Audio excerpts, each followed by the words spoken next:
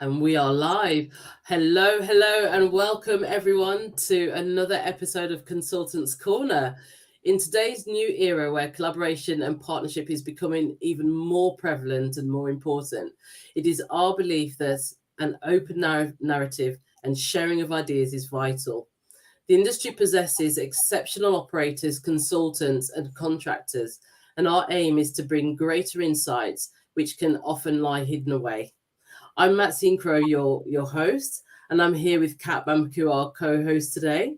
And we are absolutely delighted to have James from Sprung Collective on with us today. So, Kat, how are you? How are you? I'm very good, thanks. Thanks for having me co-host. Thank you. And James, how are you? I'm very well. Yeah, very good. Thank you. Slightly nervous. This is quite an Oh interesting one. no, don't be Looking forward to nervous. it. Looking Just forward to it. relax. just relax. It'll be absolutely fine. So we're going to ask you some questions today, James, and just take your time with your answers. And I'm going to kick off with the first question. So please tell us about yourself and your career. Sure, I'll try and fit it into this short time that we have. But yeah, live in Tooting with my wife and my 3 children. I grew up on a dairy farm in the North Yorkshire Moors, so very, very different to the life in Tooting. But I think, growing up on a farm really sort of helped that kind of love of real food and provenance and sort of where it came from.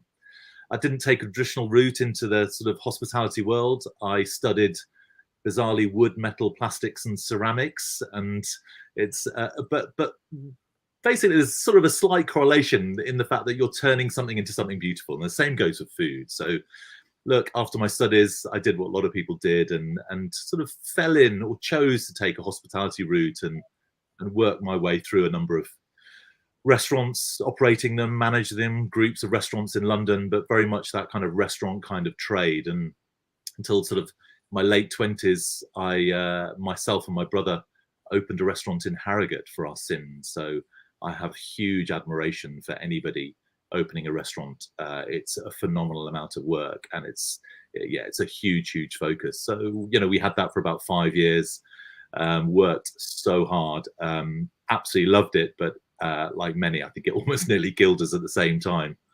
We took a step to close it and sell it, which was great, and move on. And I sort of took the delve into the sort of the mysteries of the contract catering industry, which I'd never really heard of before, but found it had huge opportunity, and so diverse in some of the things it was involved with. So yeah, I became a general manager of a contract in the Wharf back in the day for Ogilvy and Mather, and just loved that environment. It was such a great environment to be in, and through my career got some really interesting roles, from sales director to managing director of a large organization, managing all end-to-end element of their delivery, their sales. Working in both BNI and heritage sites and commercial operations. So a really sort of eclectic mix. And 2 years ago, born out of the challenges that COVID brought, I had the opportunity to make the leap that I've been sort of testing myself for a long time into that sort of consultancy world. And I thought, all the experience that I'd brought, that I'd had over the years, I really thought there was a real opportunity to really help the industry and help clients and help caterers really unlock the real true potential that they all have, but maybe they just don't understand how to maybe deliver it from both sides. So yeah, and I've sort of haven't looked back since the last sort of couple of years. It's been a really interesting journey, and never a dull moment. You can say that without a doubt. I think when you take that leap of faith, there is no going back. And the world is your oyster, because with technology these days now, you can actually do your role from absolutely anywhere. Yeah. That leads me on to the next question, where what are the highlights of your role as a consultant? Look, I think just on a sort of on a basic element, I have been so privileged and so lucky to to work with some incredible clients in some amazing buildings that I would have never have had the opportunity of seeing, from, you know, royal residence to sort of castles to iconic buildings, you know, from a B&I perspective, you know, to amazing heritage sites that I just think we just get a view that very few people get the opportunity to do so. And it's such a privilege. And I think you just have to pinch yourself sometimes and say, look, oh, wow, I've just seen the most amazing stuff. I've seen really, truly behind the scenes of organizations that, you know, you admire and appreciate and you know, are really at the top of their game. And I think, you know, those are definitely the highlights. But I think, as we were talking before, I think the highlight for me is the community of hospitality people, to be quite honest. Yeah. You know, I've made some friends throughout my career that are friends forever. You know, it's such an amazing community of people that really go out of their way to sort of help and support each other. You know, there's the combative element of, you know, of what goes on in day-to-day business. But, you know, I really think, you know, people have had a tough time. You know, hospitality is not easy. It is really hard. But I think so many organizations really, you know, pull together to really help, you know, a greater piece, you know, than just delivering their own kind of, yeah, this is what we have to do. You know, it's a shared responsibility, I think. And I think that's hopefully what's going to come out in some of the stuff that you guys are doing. Yeah, for sure. So what do you feel are the challenges, and how do you address them as from Sprung Collective's perspective?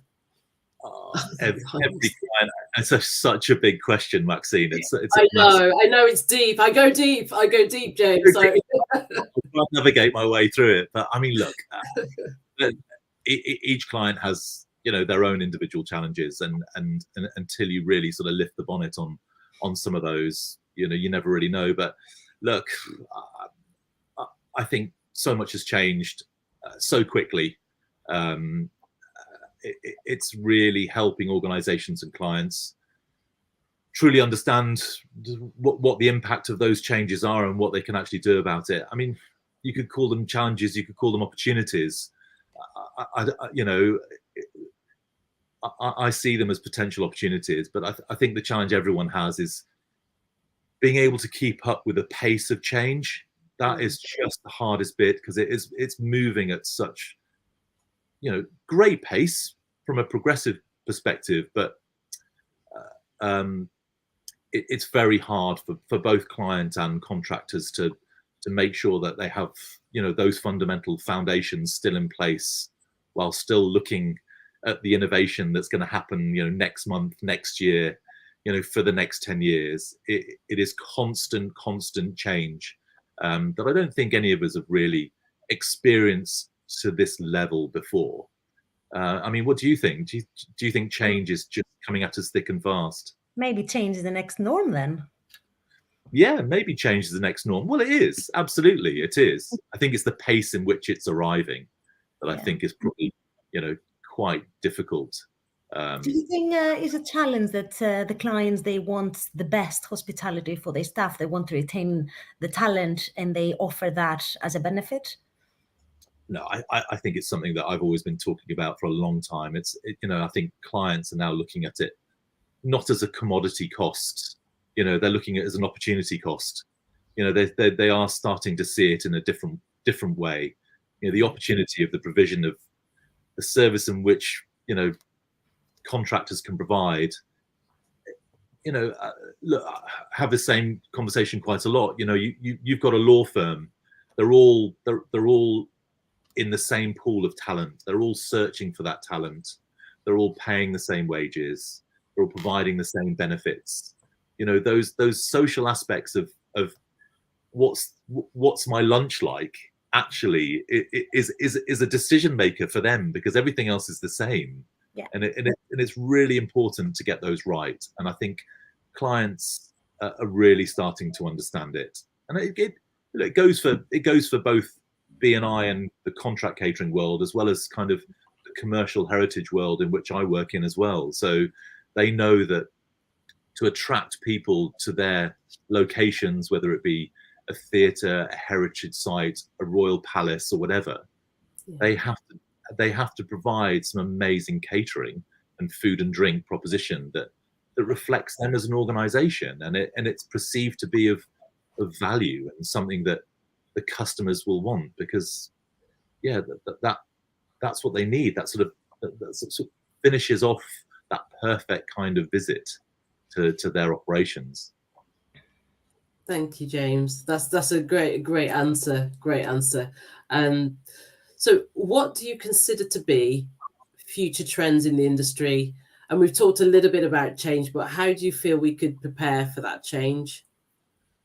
Again, another loaded question. Look, we could technology, and how we integrate that. I mean, I'm sure it's going to be a very similar answer for a lot of people, but it's about understanding really what that technology really brings as an advantage, and is it an advantage or not? And I think we all get sucked into a piece of technology personally as well. I think, and I sort of think you always want to buy that next shiny thing because it does all of this great, exciting stuff. But do you actually use that exciting stuff? Do you just still use it as a TV to watch something, not really utilizing all its great facilities and functions? And I think we've got to make sure, if we do initiate technology in any organization, that we maximize its true potential, rather than just having it as a label of saying, I've initiated this new EPOS system. But do we use the data that it actually collects? Do we use that ability to reach out to our audiences through the EPOS system? It's got so many other functions, and I think sometimes we forget to investigate and really kind of utilize all the functionality that it potentially could have. So, we may have 3 bits of technology when we only need 1, because it does all of the same things. So, look, I think technology is absolutely key, but it's got to be at a right balance, because hospitality is being hospitable. It's that face-to-face connection. It's that kind of breaking bread. All of those sort of things. It has to have that right balance of technology and delivery and personal touch. So personalization is still really important in our industry. Do you see AI as a key factor to drive change in the coming years? It's coming. It's here in a lot of industries already. Yeah, it is. And I've yet to fully understand how it's going to be integrated deeper into the hospitality industry, but absolutely and utterly it has its opportunity and its ability to support organizations and clients in what they need to do to help their businesses.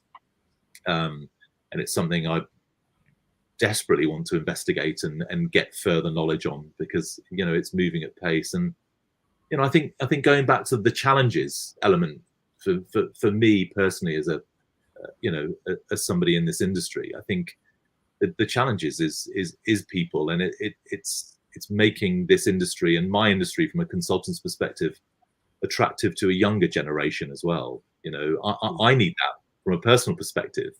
I need to have that knowledge. I need to have that influence. I need to have a broader perspective of what is going on out there.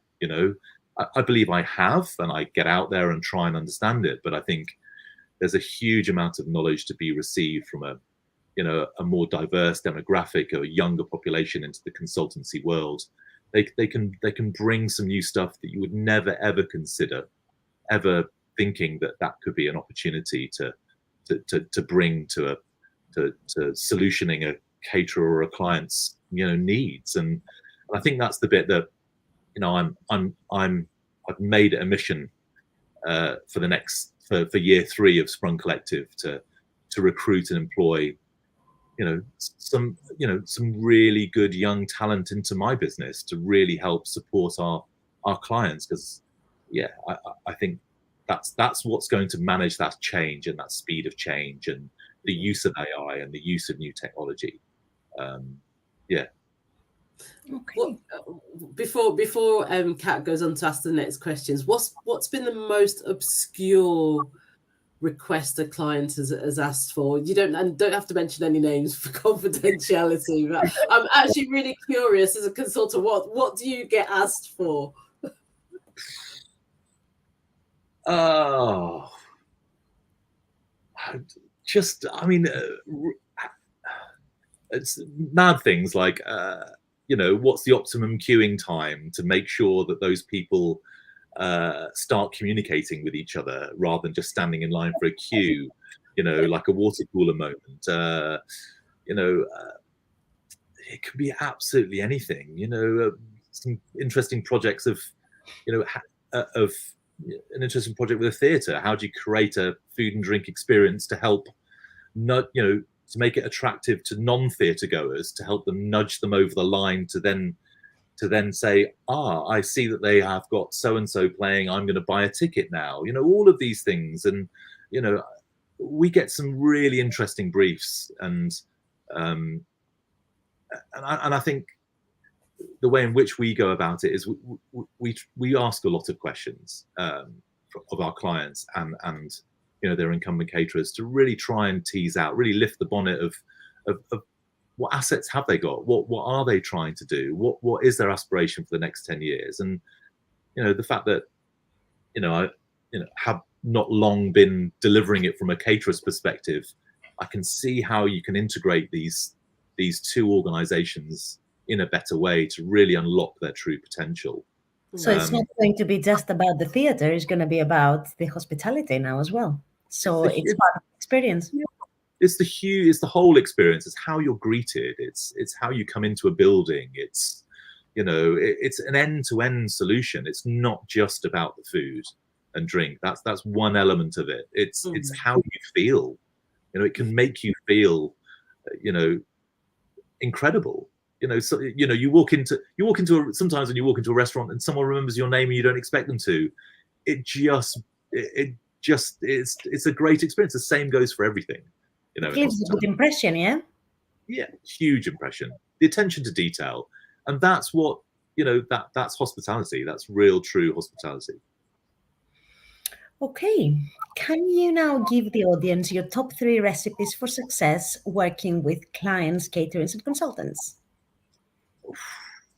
Look, maybe it might not be 3, but I think it's just listen, and ask some challenging questions and really understand your client's core business, not just its food and drink challenges. Really understand what is its driver, because the reason, you know, we're contracting out food and drink operations is because, you know, they want to, it's not their core business. They want to go to a professional to help them. So we have to understand what is their own business objective internally.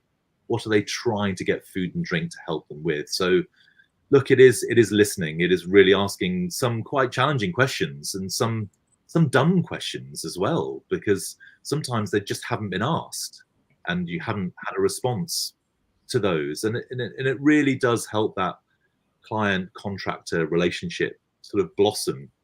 You know, if you really dig deep into their aspirations for the next 10 years, and you can build a great roadmap for both sides to support those intentions. And, you know, a roadmap is a roadmap. It doesn't go in a straight line. It moves around a little bit, but you can address that. But at least you've got a common goal to really sort of drive for. So, you know, communication, absolutely key, but that's both ways. That's how you communicate with your clients and how you give them the opportunity to communicate with you. It's openness, transparency, integrity, I think, is so important.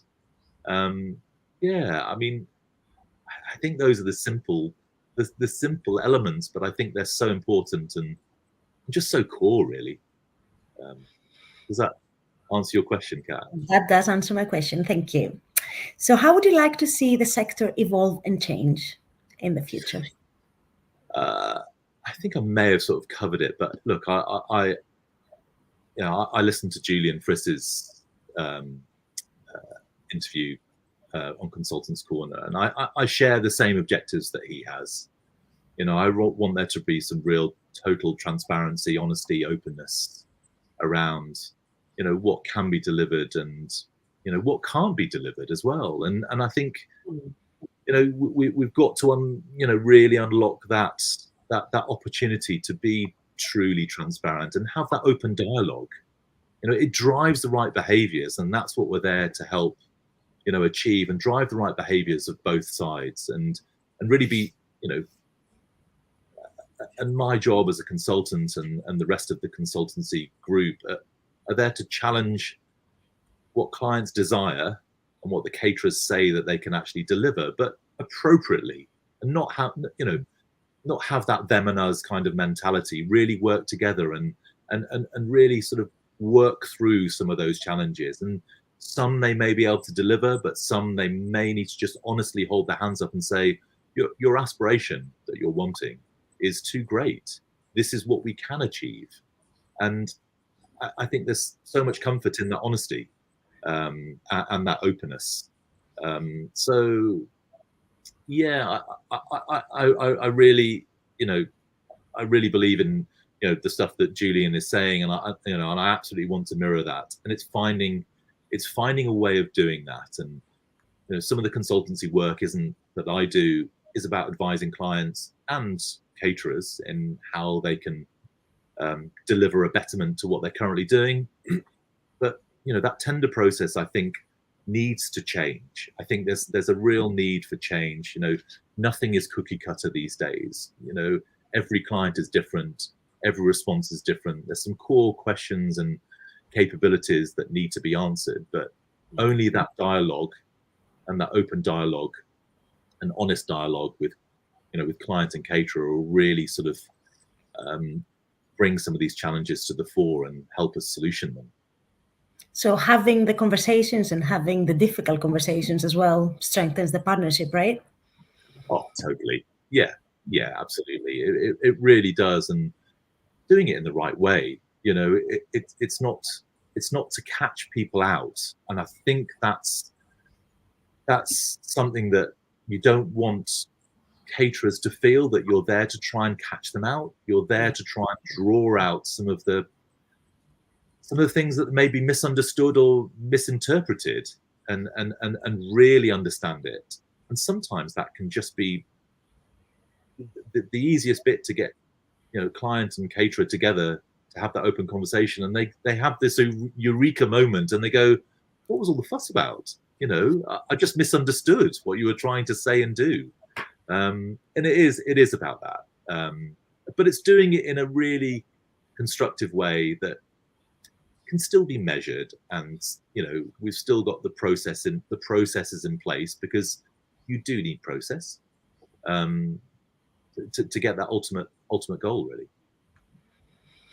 Thank you. Let's move to another hot topic. How important is sustainability truly today? It's especially what's going on in the world at this moment in time. It is literally the hottest topic. It has to be a fundamental goal for everybody to try and achieve the goals that the world needs to survive and we need to survive. And I think a lot of clients and a lot of caterers are very progressive in this field, but I think and that they're making some huge inroads, and it's phenomenal the pace in which they've come to this, and they've made some very strong commitments, which I think is great. And I think making those commitments is such an important factor, and some organizations are better equipped to do that.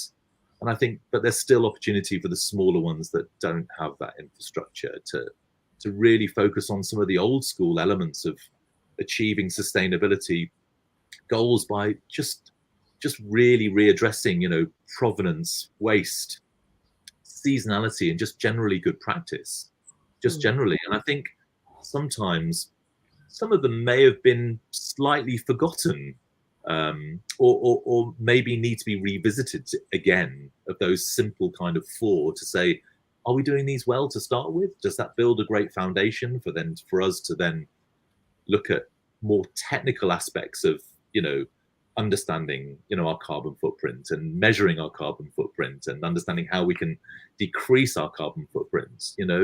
but you've got to have those foundations in place at the start and know that you're doing that first of all. And that can only come through training and education. You can't impose it's very difficult to impose a system on people. You can, but they've got to buy into it. They've all got to be part of that journey of what you're trying to achieve and the benefit of that goal, and bring everyone on that journey. But look, it's the piece of work that I've done, especially from a tendering perspective.